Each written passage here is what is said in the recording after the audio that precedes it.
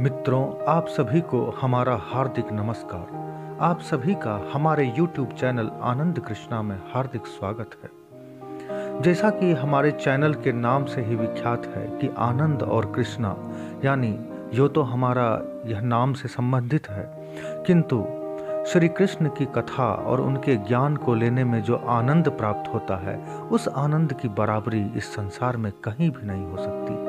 इसलिए हमने अपने चैनल का नाम आनंद कृष्णा रखा है। तो कुछ दिन पहले हमने आपसे कहा था कि हम भगवत गीता पर सीरीज की शुरुआत करने जा रहे हैं। वैसे भगवत गीता पर ज्ञान देना कोई सरल कार्य नहीं, किंतु फिर भी हम अपने छोटे से प्रयास से इस अभियान को आगे बढ़ाना चाहते हैं। मित्रों, वास्तव में श्रीमद् भगवत गीता का महात्म्य वाणी द्वारा वर्णन करने के लिए किसी की भी सामर्थ्य नहीं है, क्योंकि यह एक परम रहस्य युक्त ग्रंथ है। इसमें संपूर्ण वेद वेदांतों का सार दिया गया है और इसकी संस्कृत इतनी सुंदर और सरल है कि थोड़ा सा ही अभ्यास करने से मनुष्य को समझ में आने लगता है। परंतु इसका अर्थ, इसकी गहराई और इसका आशय इतना गंभीर है कि आजीवन यानी जीवन भर लगातार अभ्यास करते रहने पर भी उसका अंत नहीं आता। इसका मतलब ये नहीं कि भगवत गीता का ज्ञान हमें नहीं हो सकता। ज्ञान तो 2 मिनट के अंदर भी हो सकता है। जितनी भगवान की इच्छा है आपको जानने की, वो तो श्लोक में उन्होंने 2 अक्षरों में कह दिया है। बस आपके समझने की देर है। यूँ तो भगवत गीता की व्याख्यान देने में लोगों को सालों साल, 10 साल, 20 साल भी लग जाएंगे, किंतु अगर आप सरल भाव में समझना चाहें तो जो श्लोक दिया गया है उसके अर्थ का केवल चिंतन करें। बस भगवत गीता इतना ही है, ज़्यादा गहराई में जाने की आवश्यकता नहीं है। भगवान के गुण, प्रभाव और मर्म का वर्णन जिस प्रकार इस गीता शास्त्र में किया गया है, वैसा अन्य ग्रंथों में मिलना कठिन है। इसलिए तो भगवत गीता की भूमिका में महर्षि वेदव्यास जी ने गीता जी का वर्णन करते हुए कहा कि गीता सुगीता कर्तव्या किमन्यैः शास्त्र विस्तरैः या स्वयं पद्मनाभस्य मुख पद्माद्युनिः श्रिता। मतलब गीता ही एक सुगीता करने योग्य है, यानी धारण करने योग्य है, यानी गाने योग्य है।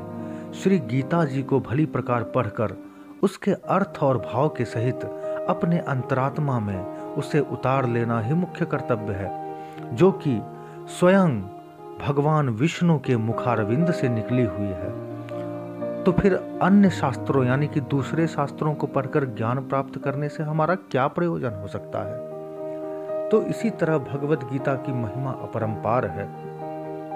अतः कल्याण की इच्छा वाले मनुष्यों को उचित है कि मोह का त्याग कर अतिशय श्रद्धा भक्ति पूर्वक अपने लोगों को उसके अर्थ और भाव के सहित श्री गीता जी का अध्ययन कराएं, स्वयं भी करें और इसका मनन करते हुए भगवान के आज्ञानुसार साधन करने में तत्पर हो जाए, क्योंकि अति दुर्लभ मनुष्य शरीर को प्राप्त होकर अपने अमूल्य समय का एक क्षण भी दुख मूलक क्षणभंगुर भोगों के भोगने में नष्ट करना उचित नहीं है।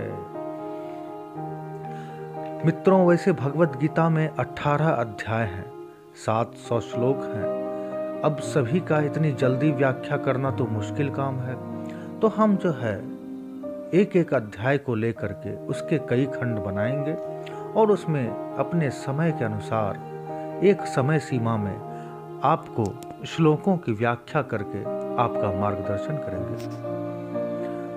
तो प्रेम से बोलिए ओम श्री परमात्मने नमः। जय श्री कृष्ण, राधे राधे। अथ प्रथमोध्याय। अब हम गीता के पहले अध्याय का वर्णन करते हैं। पहले श्लोक में कहते हैं, धृतराष्ट्र उवाच धर्मक्षेत्रे कुरुक्षेत्रे संवेतायुयोत्सवा मामकाः पांडवाश्चैव किं कुर्वत संजय। धृतराष्ट्र बोलते हैं, जो कि जन्म से ही अंधे थे। उनके मंत्री संजय हैं और संजय से बोलते हैं कि हे संजय, धर्म भूमि कुरुक्षेत्र में एकत्रित युद्ध की इच्छा वाले मेरे और पांडु पुत्रों ने क्या किया। अब धृतराष्ट्र तो अंधे हैं, लेकिन महर्षि वेदव्यास ने उनके महामंत्री संजय को ऐसी दिव्य दृष्टि प्रदान की थी कि संजय घर में बैठे ही कुरुक्षेत्र के मैदान को देख सकते थे और उस युद्ध का वर्णन बड़ी सरलता से कर सकते थे। तो धृतराष्ट्र जब बोलते हैं तो संजय ने कहा, दृष्ट्वा तु पांडवा नीकं व्यूढ़ं दुर्योधनस्तदा आचार्यमुपसंगम्य राजा वचनमब्रवीत। संजय बोले, उस समय राजा दुर्योधन ने व्यूह रचना युक्त पांडवों की सेना को देखकर और द्रोणाचार्य के पास जाकर यह वचन कहा। संजय कहते हैं कि हे राजन, महाराज, अभी तो वहां पर दोनों तरफ से योद्धा तैयार हुए हैं कुरुक्षेत्र में, और राजा दुर्योधन जो है उतने जो पांडवों की भीड़ है सेनाओं की, उसको देखकर अपने गुरु द्रोणाचार्य के पास जाते हैं, क्योंकि द्रोणाचार्य और भीष्म पितामह तो कौरव के ही साथ थे। फिर कहते हैं, पश्चैतं पांडुपुत्राणाम आचार्यं महती चमूम व्यूढ़ं द्रुपद पुत्रेण तव शिष्येन धीमता। हे आचार्य, आपके बुद्धिमान शिष्य द्रुपद पुत्र धृष्टद्युम्न द्वारा व्यूहाकार खड़ी की हुई पांडुपुत्रों की इस बड़ी भारी सेना को देखिए। यानी दुर्योधन द्रोणाचार्य से कहते हैं कि हे आचार्य, इस सामने में इतना जो भीड़ लगा हुआ है, सो इसको कैसे हम टैकल करेंगे? इस भीड़ में सभी बड़े बड़े योद्धा हैं। अत्र शूरा महेश्वासा भीमार्जुन समायुधि युधानो विराटश्च द्रुपदश्च महारथा धृष्टकेतुश्चैकिनानः काशीराजश्च वीर्यवान् पुरजित् कुन्तिभोजश्च सैभ्यश्च नरपुङ्गवा युधामन्युश्च विक्रान्त उत्तमोजाश्च वीर्यवान् सौभद्रो द्रौपदेयाश्च सर्व एव महारथाः। इस सेना में बड़े बड़े धनुषों वाले तथा युद्ध में भीम और अर्जुन के समान शूरवीर, सात्यकी और विराट तथा महारथी जैसे राजा द्रुपद, धृष्टकेतु और चेकितान तथा काशीराज, पुरजित, कुंतीभोज, शैब्य, युधामन्यु, बलवान उत्तमौजा, सुभद्रा के 5 पुत्र, फिर अभिमन्यु एवं द्रौपदी के 5 पुत्र, ये सभी महारथी हैं। सुभद्रा के एक ही पुत्र अभिमन्यु थे। अस्माकं तु विशिष्टा ये तान्निबोध द्विजोत्तमा नायका मम सैन्यस्य संज्ञार्थं तान् ब्रमीमिते। हे ब्राह्मण श्रेष्ठ, अपने पक्ष में जो भी प्रधान योद्धा हैं उनको आप समझ लीजिए। यानी दुर्योधन कह रहे हैं कि गुरुदेव, अपने जो पक्ष में यानी कि अपने सेना में जो मेन योद्धा हैं युद्ध करने वाले, आप उसकी जानकारी ले लीजिए और मैं आपको उनको बतलाता हूँ। पांडवों का तो मैंने बतला दिया कि कितने बड़े बड़े योद्धा हैं। अभी आपको भगवत गीता थोड़ी बोरिंग लग सकती है, क्योंकि अभी युद्ध की चर्चा चल रही है। जब आगे ज्ञान की चर्चा चलेगी तो आपको यह रुचिकर लगेगा। तो आगे बढ़ते हैं। भवान भीष्मश्च कर्णश्च कृपश्च समितिंजया अश्वत्थामा विकर्णश्च सौमदत्ति सथैव च। आप द्रोणाचार्य और पितामह भीष्म तथा कर्ण और संग्राम विजयी कृपाचार्य तथा वैसे ही अश्वत्थामा, विकर्ण और सोमदत्त का पुत्र भूरिश्रवा, इतने जो नाम लिए इतने योद्धा मौजूद हैं। अन्ये च बहवः शूरा मदर्थे तक्त जीविता नाना शस्त्र प्रहरणाः सर्वे युद्ध विशारदा। और भी मेरे लिए जीवन की आशा त्याग देने वाले बहुत से शूरवीर, यानी कि दुर्योधन कहते हैं कि जो मेरे लिए मरने को तैयार है, वो तो मेरे लिए यानी मेरी जीत के लिए अपने जिंदगी की आशा का त्याग कर दिया उन्होंने। ऐसे ऐसे शूरवीर हे द्रोणाचार्य हमारी सेना में शस्त्र अस्त्रों से सुसज्जित हैं और सब युद्ध में महावीर हैं। अपर्याप्तं तदस्माकं बलं भीष्माभिरक्षितं पर्याप्तं तुमिदेखां बलं भीमाभिरक्षितं। भीष्म पितामह द्वारा रक्षित हमारी वह सेना सब प्रकार से अजेय है और भीम द्वारा रक्षित इन लोगों की यह सेना जीतने में सुगम है। अब दुर्योधन कहते हैं कि हे द्रोणाचार्य गुरुदेव, भीष्म पितामह के द्वारा रक्षित हमारी सेना, यानी जब तक भीष्म पितामह है हमारी सेना सुरक्षित है और अजेय है, यानी हमारी सेना को कोई जीत नहीं सकता।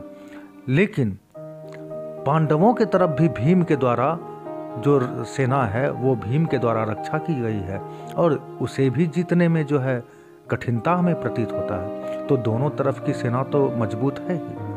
अयनेषु च सर्वेषु यथा भागमवस्थिता भीष्मेवाभिरक्षन्तु भवन्तः सर्व एव हि। इसलिए सब मोर्चों पर अपनी अपनी जगह स्थित रहते हुए आप लोग सभी निस्संदेह भीष्म पितामह की ही सब ओर से रक्षा करें। दुर्योधन कहते हैं कि अगर भीष्म पितामह नहीं है तो कोई भी नहीं रहेगा, और भीष्म पितामह की रक्षा अगर हमने कर ली तो समझिए हमारी सभी सेना और हम लोग सुरक्षित रह जाएंगे। तस्य संजय नयन हरखं कुरु वृद्ध पितामह सिंहनादं विनद्योच्चैः शंखं दद्मो प्रतापवान। कौरवों में वृद्ध बड़े प्रतापी पितामह भीष्म ने उस दुर्योधन के हृदय में हर्ष उत्पन्न करते हुए उच्च स्वर से सिंह की दहाड़ के समान गरज कर शंख बजाया। अब देखिए, तभी दुर्योधन द्रोणाचार्य से बात कर ही रहे हैं कि अब युद्ध की शुरुआत करनी है। युद्ध के मैदान में तो प्रवचन चलेगा नहीं अधिक देर तक, तो युद्ध की शुरुआत की है। तो सबसे पहला शंख भीष्म पितामह ने बजाया, और ततः शंखास्य भैर्यश्च प्रणवानक गोमुखा सहसैवाभ्यहन्यन्त सशब्दस्तु मूलोऽभवत्। इसके बाद शंख और नगारे, ढोल, मृदंग, नरसिंगे सभी कुछ बजने लगे और भयानक आवाज हुई वहां पे। ततः श्वेतैर्हयैर्युक्ते महति स्यन्दने यत्स्थितो माधव पांडवश्चैव दिव्यो शंखो प्रदग्धमो। इसके अनंतर सफेद घोड़ों से युक्त उत्तम रथ में बैठे हुए श्री कृष्ण महाराज और अर्जुन ने भी अलौकिक शंख बजाए। अब देखिए, पांडवों की तरफ से सबसे पहले अर्जुन और श्री कृष्ण ने भी शंख बजाए।